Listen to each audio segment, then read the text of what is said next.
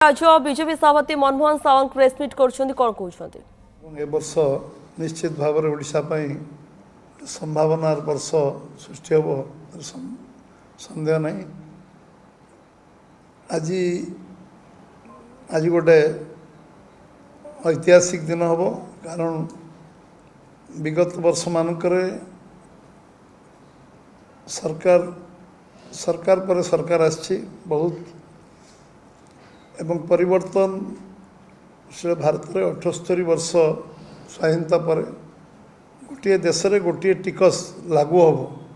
एवं ये प्रक्रिया रे आमर यशस्वी प्रधानमंत्री नरेंद्र भाई मोदी सबू दल समस्त को दल मत निर्विशेष समस्त को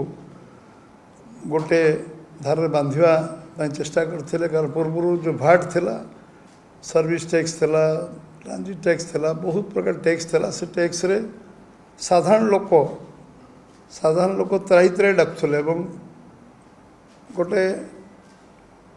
टैक्स रो कौनसी गोटे डिसिप्लिन नथिला एवं फाइनेंशियल डिसिप्लिन तो दूर कथा लोक माने जो विभिन्न स्टेट विभिन्न टैक्स रो द्वारा लोक प्रभावित होते तेणु ता द्वारा लोकंकर जनजीवन एवं भारत रे गोटे फाइनेंशियल डिसिप्लिन भारत को आकु नबार जो संभावना से गोटे 140 कोटी देश में संभव हो यशस्वी प्रधानमंत्री 17 मसीह आरंभ कलापर 4टी स्लाब रे देश में जीएसटी आरंभ करते एवं या फल देश में गोटे फाइनेंशियल डिसिप्लिन आरंभ है एवं देशर अभिवृद्धि को आम आगू नापी समर्थ है। आज विभिन्न स्तर देकी देश गति कर जो आज जो इम्पैक्ट हम सेकेंड संस्करण जीएसटी ये 4टी स्लाब रु 2टी स्लाब लोप पाई आज 5% 12% 18% 28% थिला 28% और 12% को लोप कराई 2टी स्लाब रहा देश में संचय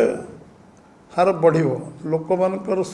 लोक जो 2,50,000 कोटी टंकार जो आज टिकस रियायती हम यहाँ संचय लोकों पाखे लोक अंटी को पैसा जीव मुझे कहबी जे ये संचय अभियान जो प्रधानमंत्री जो आह्वान देते आह्वान हूँ साधारण लोकों बहुत बड़ आज आम आगू जावा एवं बहुत जो जिनस आम गरीबर सीमारेखा 25 कोटी लोकों को दारिद्र्य सीमारेखा ऊपर को उठेवा एवं जीएसटी 22 लाख कोटी टंका टिकस रे पहुँचेवा देशर आर्थिक विकास दिगरे आम कोरोना भली समस्यार समाधान सामना करवा 80 कोटी लोकों को मुक्त चाउल रेशन जोगेवा एवं आज देशर जो प्रगति होती आज आम नेशनल हाईवे 60% अभिवृद्धि कर समर्थ एवं आज हिदासरक प्रेसमिट देखुले राज्य बीजेपी सभापति मनमोहन सावंत जीएसटी संस्कार पर रही प्रेसमिट निजर वक्तव्य रखुले।